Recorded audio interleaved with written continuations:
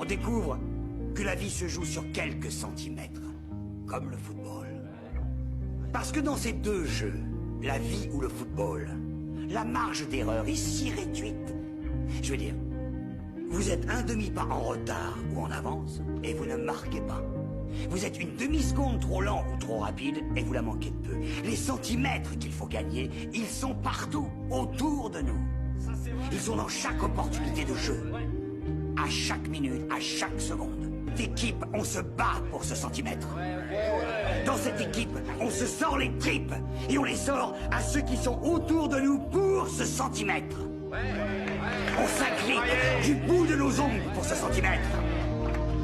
Parce qu'on sait que quand on ajoutera tous ces centimètres, c'est ça qui fera cette putain de différence entre gagner et perdre, entre vivre et mourir. On va pas se mentir, c'est toi contre toi sur le terrain. Si tu mets les pieds sur ce terrain, il faut que tu te dises qu'il n'y a pas meilleur joueur que toi. Rien à cirer que les Browns se pointent en face.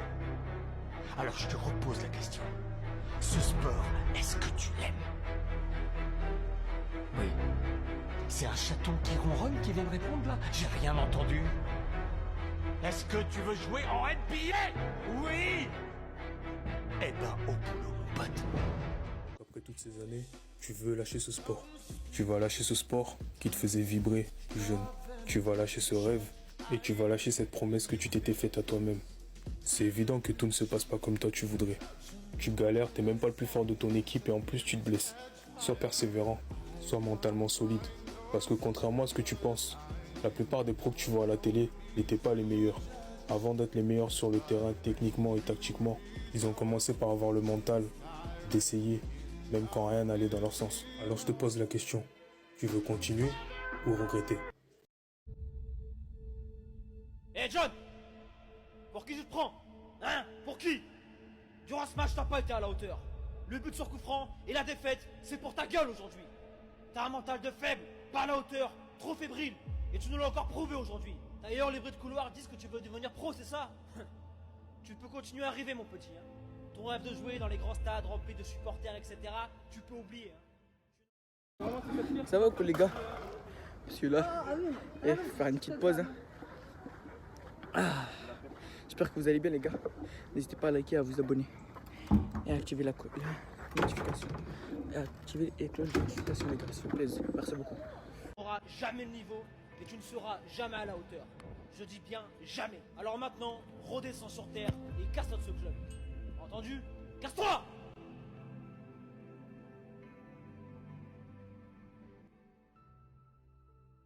La révolte. C'est le seul mot qui résonne dans son esprit. En temps normal, ces discours prononcés par ce genre de coach détruisent, anéantissent et transforment les joueurs en victimes se plaignant de la méchanceté du monde et de la cruauté du football. Mais chez John, ces paroles sont enregistrées, répétées en boucle. Ça sonne comme de la dynamite. Malheureusement pour la concurrence, le bruit et le souffle de l'explosion ont réveillé le monstre qui sommeille. Je peux demander dans les pieds, je peux aller en profondeur, je peux rester dans la surface, je peux créer les occasions, je peux les terminer. Donc c'est ça, c'est mon jeu, c'est ce que j'aime faire sur le terrain. C'est pas. Mais pourquoi on le voyait pas avant? On le voyait. Parce qu'il y avait un joueur qui mettait 50 ou 60 buts.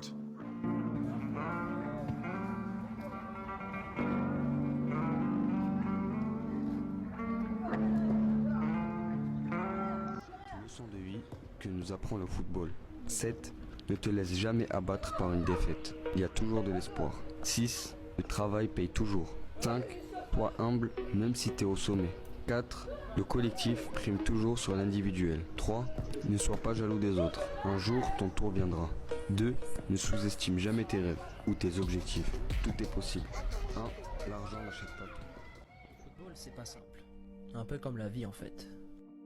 Tu sais, chaque matin, il y en a des milliers et des milliers de footballeurs aux quatre coins du monde qui rêvent de devenir professionnels. Mais il y a une question qui reste en suspens. Combien font tout pour réaliser leur rêve à ton avis? Quand tu regardes de plus près, pas beaucoup. Il y a ceux qui s'entraînent 2 fois par semaine et qui parfois ont un élan de motivation, ils partent faire des pompes, des abdominaux, un petit footing, mais sans suite. Au bout de quelques semaines, cette motivation s'estompe. Ensuite, tu as l'autre type de joueur, qui celui-ci va s'entraîner aussi 2 fois par semaine en club, mais en dehors, il va faire 2 entraînements supplémentaires, voire 3. Et avec le temps, il commence à avoir des résultats, mais pas assez pour devenir pro.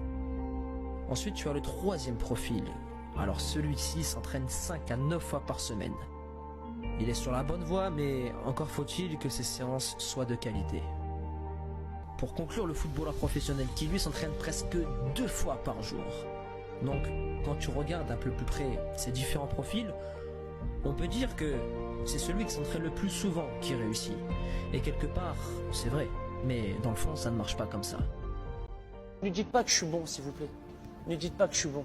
S'il vous plaît, dites pas que je suis bon. Même si vous le pensez, ne me le dites pas. Incroyable! Critiquez-moi. Dites que j'y arriverai pas, s'il vous plaît. Et je vous le jure et vous le promets que j'y arriverai. Et vous montrerez tous que j'y arriverai déjà personnellement et au public entier. Que j'y arriverai et que je vais réussir.